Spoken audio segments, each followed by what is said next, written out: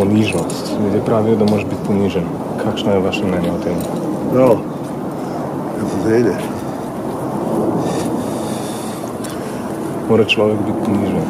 Mislim, da ni to res. Ni to res. V takem času. Se strinjam. Ker bi zdaj ponižen, pol te bi skozi pometali.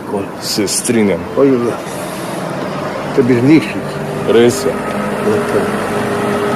Tu ne vidim, ker jaz dosti hodim po raznih plomalcah, bazarih po Evropi.